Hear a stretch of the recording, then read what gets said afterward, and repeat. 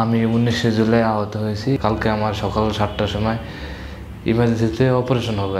Hridaynath centre আমার পাশে দাঁড়াইছে, মানে ওনাদের এখান থেকে রক্ত ব্লাড আর কি দেওয়া হবে।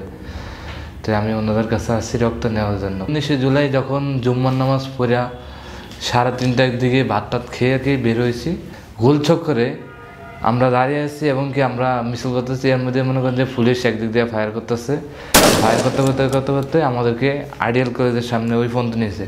তারপরে যে মনে করেন যে ওই ড্রাম না কি ওটা গরম পানি মারে, ওটা যে মনে করেন যে রাউন্ড দিতেছে গোলচক করে।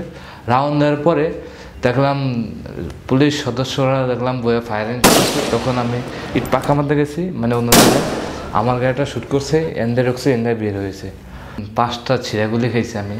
একটা এই জায়গাতে লাগছিল, এটা কানে লাগছে, কানেটা বের হয়েছে। কিন্তু পিছনে দেখলাম 3টা মতো আছে, কিন্তু যখন কর্মীটাতে আমি ভর্তি ছিলাম তখন দেখলাম 3-4টা মতো ছিল, ঘায়ের মতো হয়ে গেছিলো। তারপরে আর কি বাইক করতে যাই না, আমার খেয়াল ছিল না।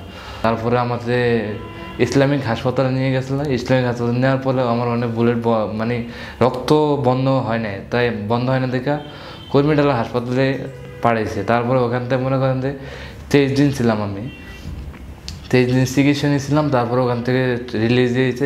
তারপরে 4-5 দিন মানে নিয়েছিলাম, ড্রেসিং করছিলাম বাইরে।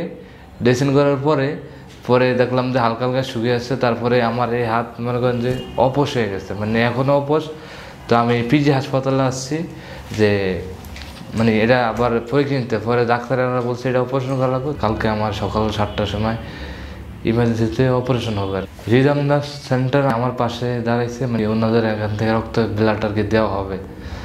তো আমি ওনাদের কাছে আসছি রক্ত নেওয়ার জন্য।